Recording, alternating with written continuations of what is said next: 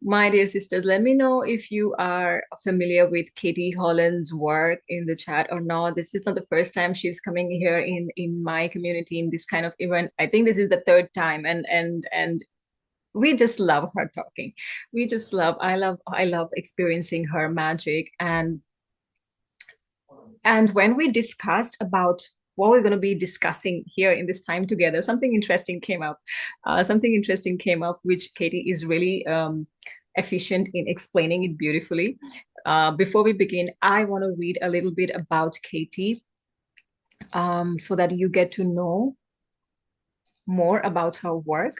Katie is an award-winning sacred dance therapist, and she is the visionary creator of Awakened Bellydance. She is a renowned professional dancer. She also does plenty of self-initiation movements and conscious movements, and her expertise includes being a senior inner dance facilitator, trainer, access consciousness practitioner. She's an energy whisperer. She's a Paddy mermaid instructor, and she's known for her skill in healthy Kundalini integration and shadow work. And she has helped thousands of women worldwide. She has performed for Bollywood celebrities.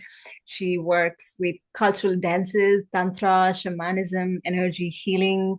Currently, she is based in Sinai, Dahab, and she offers various classes, trainings, lotus ceremonies at her home studio, the Lotus Rises Studio. And I am so excited that she is here. Katie has been also a beautiful um, help for me to deepen my connection with Blue Lotus, I must say. And I can really vouch for what she offers in the world. There are only very few teachers who work on this tantric space and this shamanic healing space who I find are really rooted in integrity. And she's one of them. So welcome, Katie. Well, thank you so much. Really nice to be here. And my lamp just exploded already, so I think we're in the right Okay. right frequency.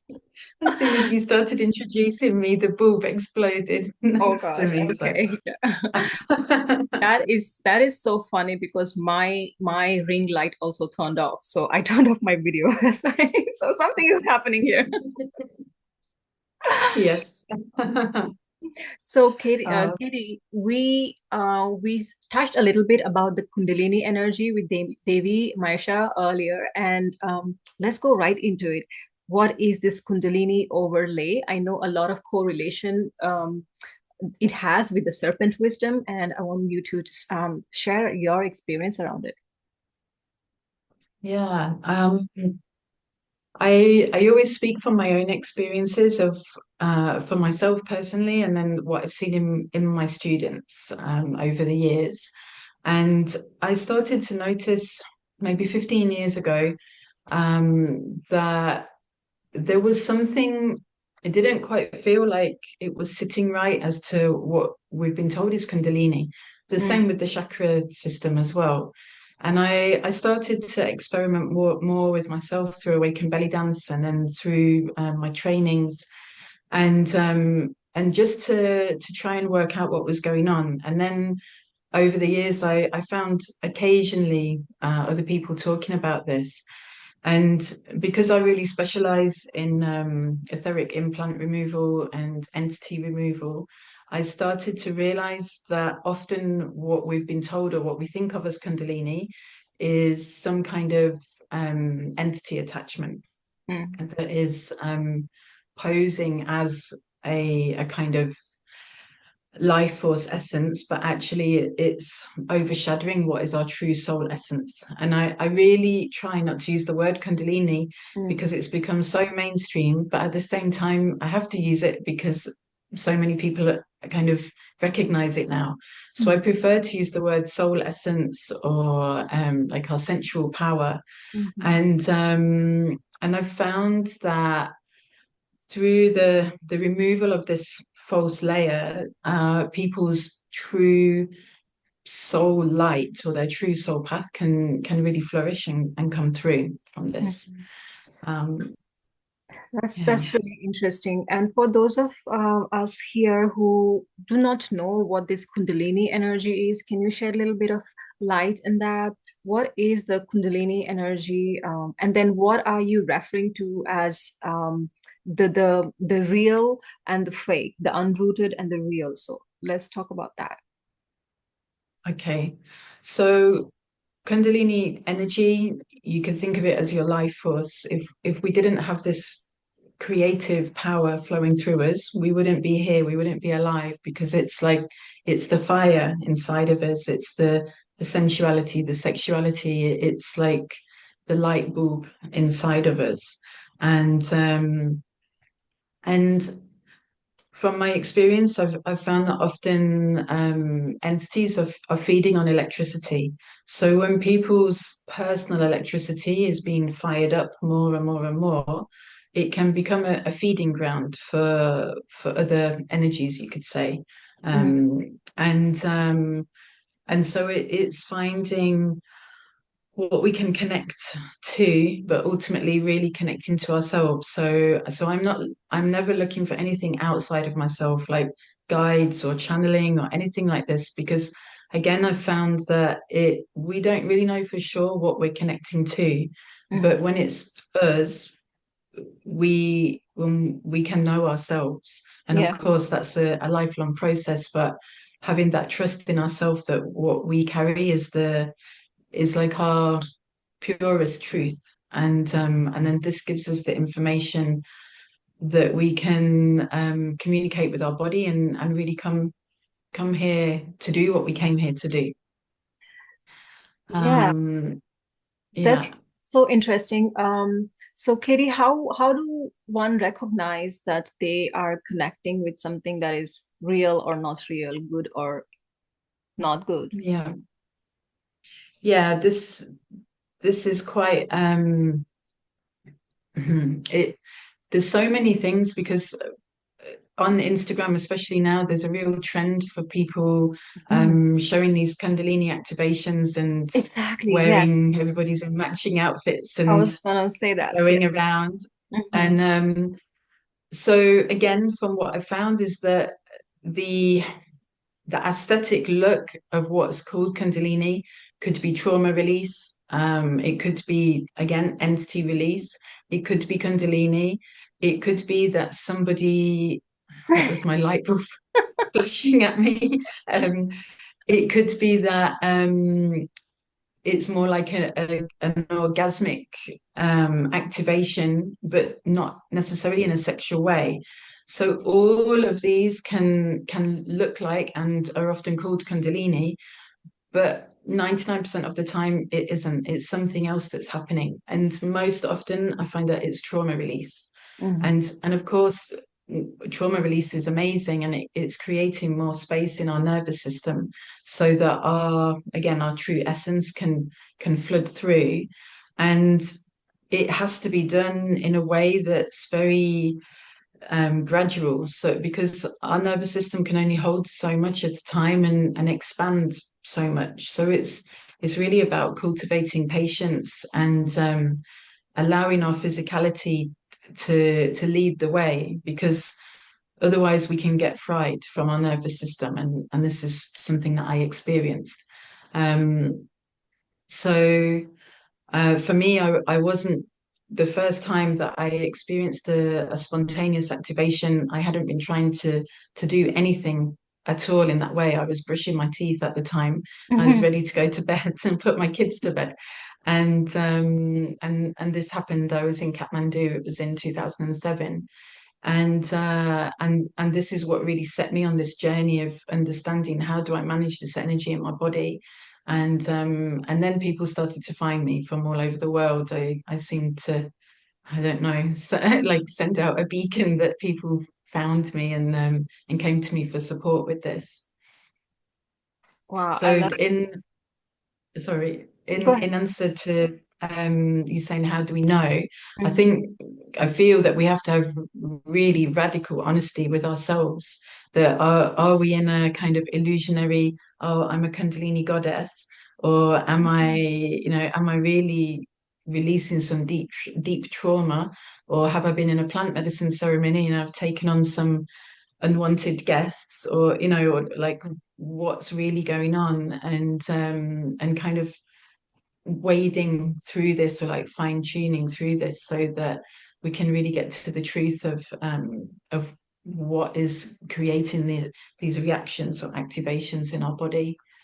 Hmm. What I hear you saying is that to really get back to our senses and feel what is real and true that we feel, rather than putting our trust out, like outsourcing our trust onto people around us, right?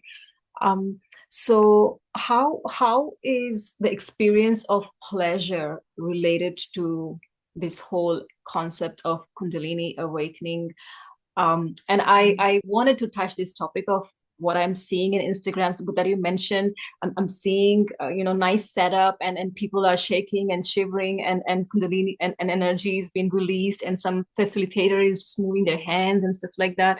And the moment I saw that, mm, like my I had a pit in my stomach, and for me, in that moment, I know that, okay, I don't need any other validation, but something is not right. And I don't know if that facilitator is good or not or bad, but I just honored how my body felt.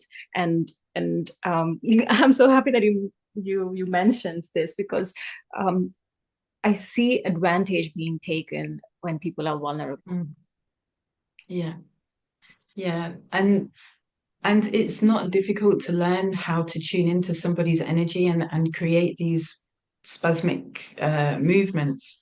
This is actually the easiest thing, and especially if you're working with people who are highly sensitive, um, they're going to respond to anything. And I mean, in my work, I'm also doing hands-on facilitation and touch, and people are shaking and sometimes having orgasms. They're vomiting. They're having these kind of DMT, natural DMT type experiences. And I feel that when we're really connecting to the like completely inside of ourselves, this is when natural DMT can come through.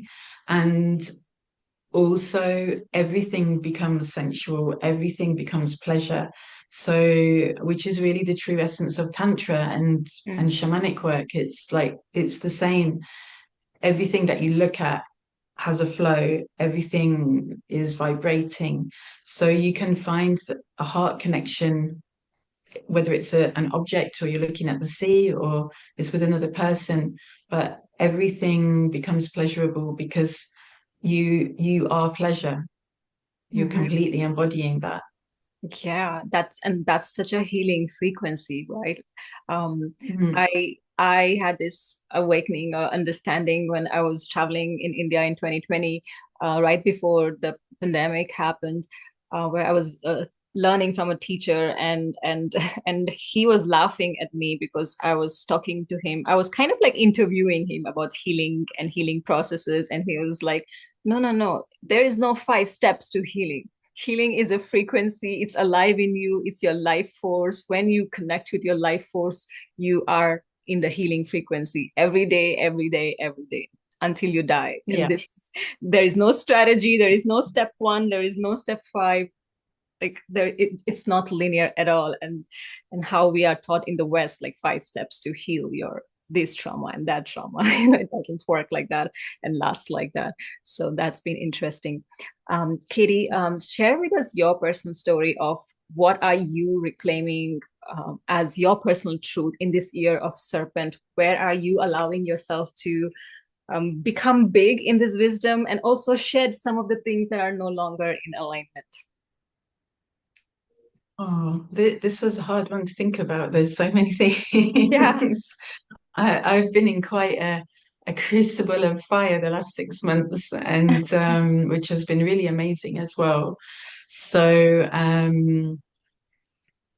yeah, I would say something that's of most interest to me is working out how to not be reincarnated again, and to get out of this soul trap, let's call it. Mhm. And I've been researching a lot about this in the last years because I've had quite a lot of near-death experiences, and I've nearly physically died 5 times now. So I've had quite a lot of opportunities to explore these other realms while that was happening, and I've been hit by lightning and yeah, all kinds of things. And I've seen that white light tunnel, and I got a very strong feeling not to go down there. And I want to discover more about this, and I found that the Blue Lotus is very integral to that. So this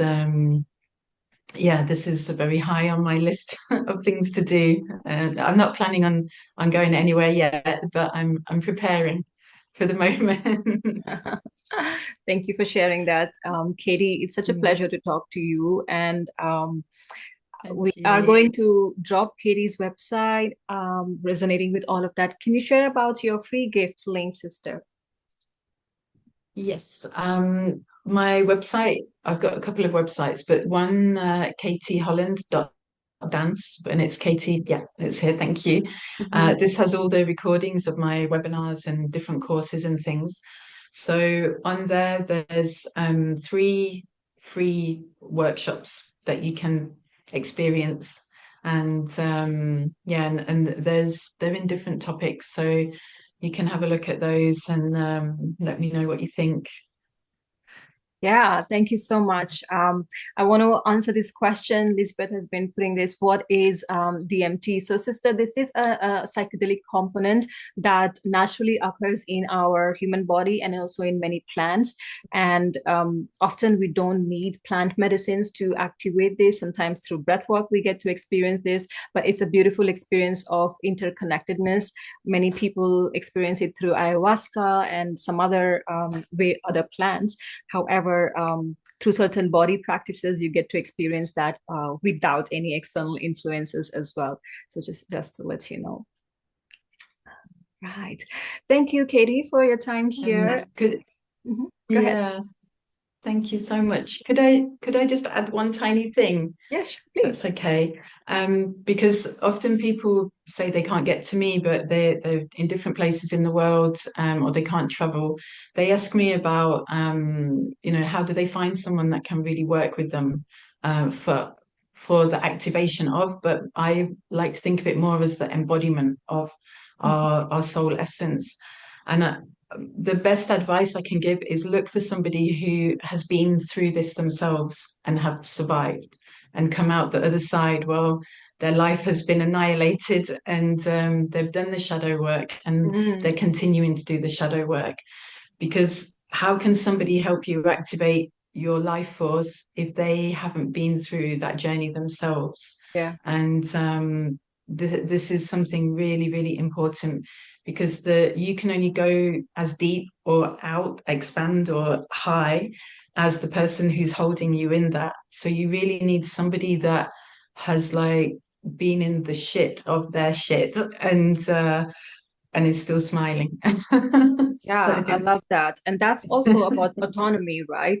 I like yeah. to interview the doctors that I visit, the accountants that I visit, like whoever I am trying or thinking of giving my power away to. And, as coaches, we have our application form, like we want to get to know about the clients who want to work with us, but also from the client's perspective, I like to ask so many questions to a mentor that I want to work with because I want to know if this person has journeyed what I want to experience.